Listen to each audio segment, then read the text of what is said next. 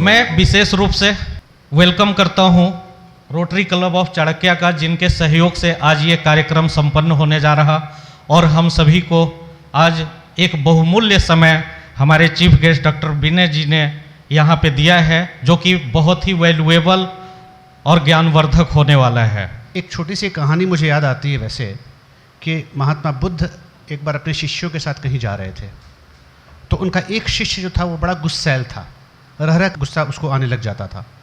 महात्मा बुद्ध बड़े इस बात को लेकर के विचलित होते थे, सोचते थे कि कैसे इसको सुधारें। एक जगह वो बैठने के बाद में उन्होंने कहा कि जाओ शिष्य, ज़रा मेरे लिए पीने के लिए पानी लेकर आओ। बगल में एक तालाब था। गया तो शिष्य वापस लौटा, बोला गुरुजी अभी थोड़ी देर रुकना पड़ेगा।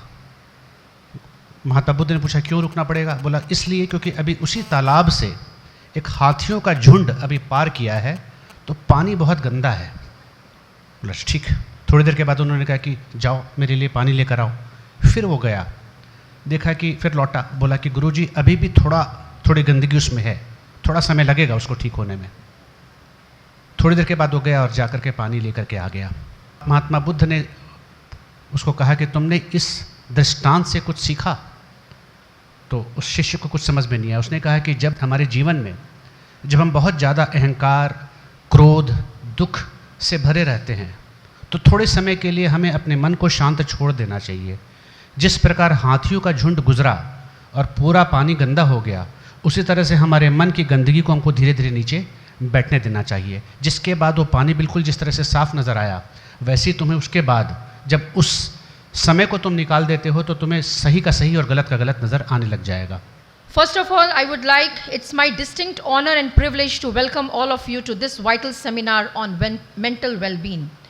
Today, we gather with a shared purpose to deepen our understanding, foster collaboration, and champion the cause of mental health.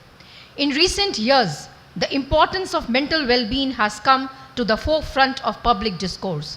We have witnessed a growing recognition that mental health is as crucial as physical health.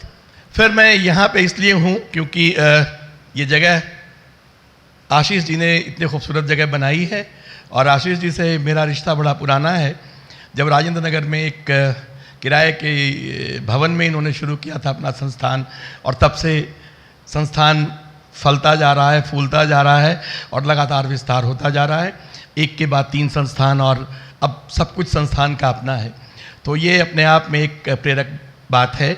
और आप लोग को जब कभी निराशा लगे तो आप आशीष जी की तरफ मुड़ के देखिए कि उन्होंने कैसे किया है, और इनसे अकेले में बैठ के पूछिए। तो ये कुछ इस तरह की बातें हैं। मैं जब आ रहा था यहाँ बात करने के लिए, मैं सोचा कि मेरे दिमाग में था कि मुझे वहाँ जाना है। पहले तो जो जगना मोड़ पे जो मैनेजमेंट इंस्टीट्यूट है वहाँ, मुझे यहाँ के बारे में अंदाज़ा नहीं था, और ज़्यादा लड़कियाँ होंगी यहाँ पे ये भी मुझे अंदाज़ा नहीं था, वरना मैं थोड़ा दूसरे तरीके से लेकिन कोई बात नहीं, हम लोग उसी तरीके से अपनी बातचीत की दिशा मोड़ लिया करेंगे। लेकिन मैंने एक बात सोची ये कि जब जगह का नाम मालूम हुआ सुबह, तो मैंने फटाफट कुछ पॉइंट्स लिखे, मैंने प्रिंट कर लिया, ये बताने के लिए कि जब भी आप पढ़ाने जाएं, क्योंकि ये इंस्टीट्यूट ऑफ एजुकेशन है, शिक्षा, आप शिक्षक बनेंगे, तो सबसे बड़ी बात है कि सभी के दिमाग में होता है कि जेब में हाथ डाल के आया और बच्चों को पढ़ा के चले गए, उस शिक्षक की बड़ी इज्जत होती है, ऐसा माना जाता है। गलत बात है। अब ये पावर पॉइंट का ज़माना है और चीज़ें हम सामने दिखाते हुए बात करते हैं। उसके फ़ायदे 2-3 हैं। सबसे बड़ा फ़ायदा तो ये है कि आपके पास क्या बोलना है ये मालूम होता है, और क्या नहीं बोलना है ये भी मालूम होता है। दूसरी जो बात ये है कि वो झिझक और शर्म को आप अलविदा कह देते हैं कि मेरे पास कागज़ के पन्ने पे लिखा है या वहाँ कुछ लिखा है, तो ये झिझक ख़त्म हो जाती है। सबसे बड़ी बात है कि अभी मैं क्राउन सीरियल देख रहा, तो मैं देख रहा था कि जितने भी लोग ऑफिशियल स्पीचेज होते हैं सारे लिखे हुए होते हैं। अमेरिकन साइकियाट्रिक एसोसिएशन एक कॉन्फ्रेंस में मैं कई बार गया, लास्ट ईयर जब मैं प्रेसिडेंट था तो मुझे लोगों ने स्टेज पे बुलाया, तो मैंने गौर किया कि जो भी बोल रहा था एक एक आदमी की स्पीच सामने लिखी हुई थी। मैंने पूछा कि यार 2-4 मिनट की अंग्रेज़ी बोलने के लिए तुम लोगों को लिखना पड़ता है, शर्म आती है कि अमेरिका में रहते हो? उसने कहा कि नहीं, एडवांटेज इसका यह है कि मैं उतना ही बोलूँगा जितना लिखा हुआ है, तो समय बचेगा। तो जब भी पढ़ाने जाएं ये आउट ऑफ टेक्स्ट और कॉन्टेक्स्ट में ये बात कर रहा हूँ, लेकिन चूंकि मैं एक सेंटर ऑफ एजुकेशन में हूँ और स्टूडेंट्स यहाँ पे टीचर बनने वाले, उनके लिए कि किसी क्लास में क्या पढ़ाना है, कितना पढ़ाना है, और लिंक, तो ये बहुत ज़रूरी है। जब भी जाएं आपके पास एक कागज़ का पन्ना होना चाहिए, और जैसे मैंने प्रिंट आउट्स ले लिए हैं, आप भी ऐसे प्रिंट आउट्स ले लें। ये कोई शर्म की बात नहीं है, बच्चे भी सीखेंगे और एक अच्छी आदत है। क्योंकि क्या है कि जब आप किसी चीज़ को पढ़ते हैं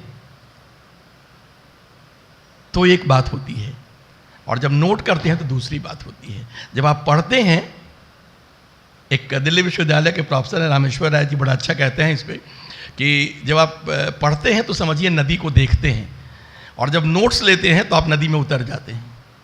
क्योंकि लिखते हुए आप उसी को लिखते हैं जिसको आप डिकोड करते हैं, डिसाइफर करते हैं, उसके भीतर प्रवेश करते हैं। इसलिए लिख लिख के पढ़ना ज़रूरी है, और मैं आपको इसलिए बता रहा हूँ ये सारी बातें क्योंकि आप बच्चों को बताएं।